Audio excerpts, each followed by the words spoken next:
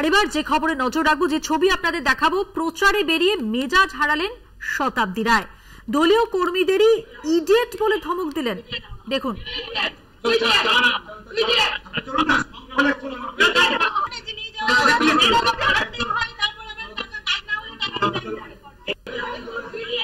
কথা বলবো, আমাদের সঙ্গে টেলিফোন লাইনে রয়েছেন আমাদের প্রতিনিধি মনা বীরবংশী। মনা, দলীয় কর্মীকে ধমক দিলেন শতাব্দী, ইডিয়েট বললেন। একদমই তাই। দেখো মধুবন্তী, তোমাকে প্রথমেই বলে রাখি, তুমি জানো যে বালিজুড়ি গ্রাম পঞ্চায়েত দুর্গাপুর ব্লকের এই বালিজুড়ি গ্রাম পঞ্চায়েতে এদিন প্রচারে গেছিলেন বীরভূম লোকসভা কেন্দ্রের তৃণমূল প্রার্থী শতাব্দী রায়। এবং তুমি জানো যে 15 বছরের তিনি সাংসদ, তিনবার বীরভূম লোকসভা কেন্দ্র থেকে তিনি নির্বাচিত হয়েছেন। বীরভূমের মানুষ তাকে দিল্লি পাঠিয়েছেন।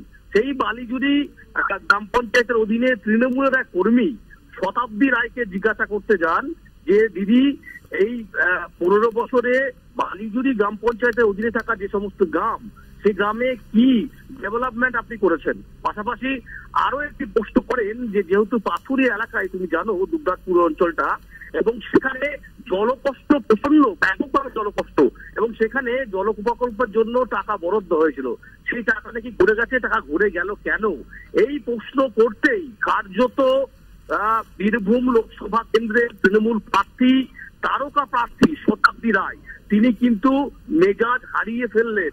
এবং সেখানে ভরা কর্মী সবাই বলতে পারে যে কর্মীদের মাঝখানেই সেই সুনীল মণ্ডল কর্মীকে তিনি বললেন ইডিয়েট, এবং পেরে ফুড়ে মারমুখী অবস্থায় কিন্তু চিত্র শতাব্দী রায়কে দেখা গেল। এবং দেখো, এই ছবি যখন সামনে আসতেই রীতিমতো কিন্তু বিরোধীরা কটাক্ষ দিয়েছেন শতাব্দীকে। বিরোধীরা বলছেন যে এটা অত্যন্ত লজ্জার এবং নিন্দনীয় যে কর্মীরা, যে কর্মীদের ভোটে, যে কর্মীদের কাজে শতাব্দী রায় দিল্লি গেছে, দিল্লি বাড়িতে পুনর্বারের জন্য, তাদের যার অধিকার আছে কি কাজ হয়েছে কি কাজ হয়নি, অথচ সেই প্রশ্ন করতেই শতাব্দী রায় যে বিহেভিয়ার দেখিয়েছে, যে ব্যবহার করেছে, এটা অত্যন্ত নিন্দনীয় এবং লজ্জার। এই ভাষায় কথা বলা যায় না। ইডিয়েট বলছে এবং পেটে পুরে মারমুখী একটা চিত্র রীতিমতো কিন্তু শতাব্দীর যে ভূমিকা, সেই ভূমিকা নিয়ে প্রশ্নের মুখে। দেখো, অবশ্যই আমরা যে সুনীল মণ্ডল যে প্রশ্ন করেছিলেন, তিনি অবশ্য পরবর্তী পর্যায়ে তিনি সংবাদ মাধ্যমের মুখোমুখি হয়ে তিনি কিন্তু কার্যত কিছু বলতে চাননি।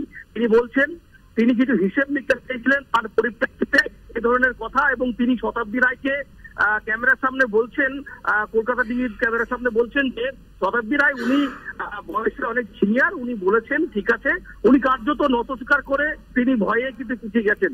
যদিও শতাব্দী রায়কেও আমরা প্রশ্ন করেছিলাম যে কেন এরকম ধরনের আপনার বিহেভিয়ার বা আপনার বক্তব্য। শতাব্দী রায় যেটা বলছেন যে এই বিষয়টি উনি ভালো করে জানেন না, যিনি প্রশ্ন করেছেন। রাতারাতি তো সরকারি প্রকল্পে টাকা ঘুরে যায় না, টাকা ঘুরে গেছে, তার কারণ আছে, সেই কারণে ঘুরে গেছে। যদিও এই বিষয়টা সংবাদ মাধ্যমকে আমরা বলবো না, বলা প্রয়োজন মনে করি না, শতাব্দী রায় বলছেন। কখনো শতাব্দী রায় সংবাদ মাধ্যম থেকে কথা করছেন যে একটা পেন, একটা মোবাইল ধরে রাখলে সাংবাদিক হওয়া যায় না।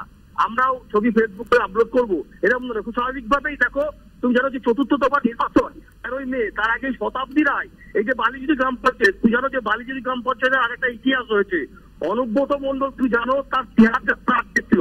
বালিজুড়ি গ্রাম পঞ্চায়েতের প্রাক্তন উপপ্রধান যিনি ছিলেন শিবঠাকুর মণ্ডল, তিনি অনুব্রতের বিরুদ্ধে অভিযোগ করেছিলেন যে তাকে খুন করতে এসেছিল। তুমি জানো আসানসোল থেকে তারপর অনুব্রত সোনা অ্যারেস্ট হয়, অনুব্রত যে দুর্গাপুরে নিয়ে আসা হয়, 7 দিন দুর্গাপুরের পুলিশ কাস্টডি দিয়েছিল সেই বালিজুড়ি গ্রাম পঞ্চায়েত, সেখানেই আবার শতাব্দী এবার মেজাজ জেরালো এবং যা নিয়ে রীতিমতো ভোটের মুখে কিন্তু নির্বাচনের পাত্র একটা বিতর্ক সৃষ্টি হয়েছে। এই ঘটনা অবশ্যই বিতর্ক যুক্ত হয়েছে, যেমনটা তুমি বললে মনা। আপাতত ধন্যবাদ তোমাকে। কথা বললাম আমাদের প্রতিনিধি মনা বীরবংশীর সঙ্গে। শতাব্দী রায় কি বলছেন, তার প্রতিক্রিয়ায় এই যে আচরণ তিনি করেছেন, তার যুক্তি দিয়ে, তার সাফাই দিয়ে ঠিক কি বলেছেন শোনাবো এবার। উনি বলছেন যে ট্যাঙ্কের টাকা দিচ্ছিল, রাতের অন্ধকারে টাকা ফেরত নিয়ে গেছে।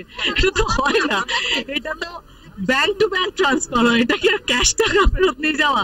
সেজন্য আমি বললাম আপনি ভুল কথা কেন বলছেন। তো উনি এসছেন, বলছেন না আমি ওটা মানে করতে চাই না, আমি কি বলেছি